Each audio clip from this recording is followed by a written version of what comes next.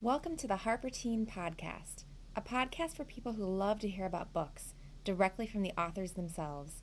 In the weeks to come, we have Meg Cabot, Sarah Shepard, Louise Renison, and many more. Visit harperteen.com for a complete list of upcoming podcasts. Hi, I'm Michael Grant.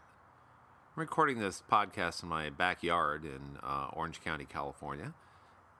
So you may hear my neighbor's wind chimes in the background, or my dogs freaking out for no reason, or my kids fighting for no reason. So please ignore all that if you do hear it. I do. Anyway, thanks for tuning in to this week's podcast. Hunger is the sequel to Gone. In Gone, everyone over the age of 14 disappeared. The kids left behind in Perdido Beach discover that they are trapped inside this vast, impenetrable barrier and, cut off from the outside world. And just to complicate matters a little further, some of the kids and some of the animals are mutating in weird and very dangerous ways.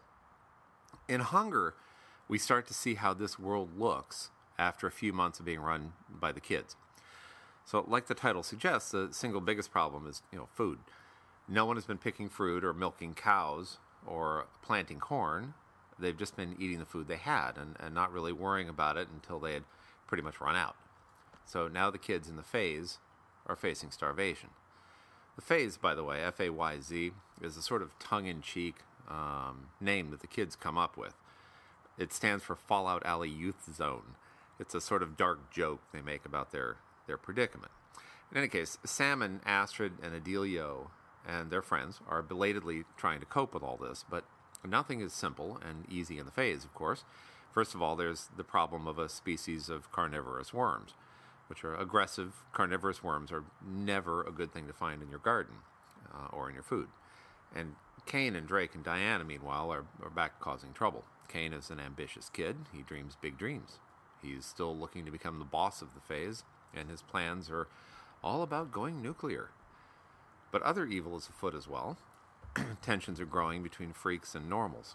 Not surprisingly, some kids are out to exploit this. As starvation sets in, kids start losing their inhibitions and their common sense, which is not surprising.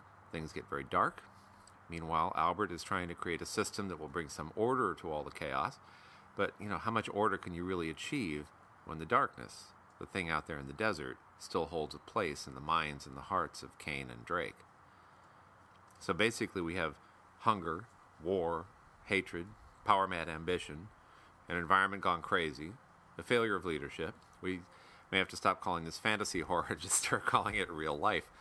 But I wasn't really thinking about real life as I wrote Hunger. Mostly I was thinking about the kids in the Fayz. Sam and Astrid, and Cain and Diana, and Adelio, Albert, Little Pete, Mary, and some of the characters you haven't met yet.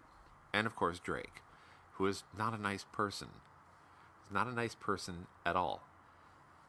I tried to think of what would really be happening in this environment I created and with these characters, these kids.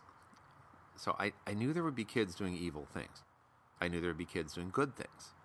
The food problem would be paramount, and I knew that when the kids were stressed, things would spin out of control. Because people do terrible things when they're desperate. Child or adult, they do desperate things. But I also knew that we had some good, strong relationships in the center of all this madness. We have Sam and Astrid, of course, and Sam and Adelio in a different way, and Mary Terrafino hanging in as best she can, helped by her brother John. I guess even Lana and her dog Patrick are a relationship. It's those relationships, those friendships, that trust and that love and those ideals that kids have that gives them the strength to stand up to this massive avalanche of bad stuff going on. So anyway, I hope you like it. It's long, I know. But you'll find that there's a lot going on. So I don't think it'll seem long to you. I had a lot of fun writing it. And I especially had fun writing scenes I knew that would make you think, whoa, I didn't see that coming. Because I really, I'd lived to surprise readers. Oh, and there's a small teaser for you, a little behind-the-scenes thing here. There's a short scene in the book. It's not very long, just a short scene that my editors thought was just too disturbing. So they wanted me to cut it, but I left it in. So I'm kind of curious to see whether you guys will be able to figure out what that small but disturbing scene was that I insisted on keeping in. And you can, of course, find out more about it at this website, harperteen.com. And I hope you'll come back, because, man, it's not just my books here. It's like everybody's books at harperteen.com. Meg Cabot, all kinds of people. So you should definitely check out that site again. And if you're done with that, you can drop by thephase.com, which is where we have kind of a continuing bit of story that goes on between the different books. Thephase.com.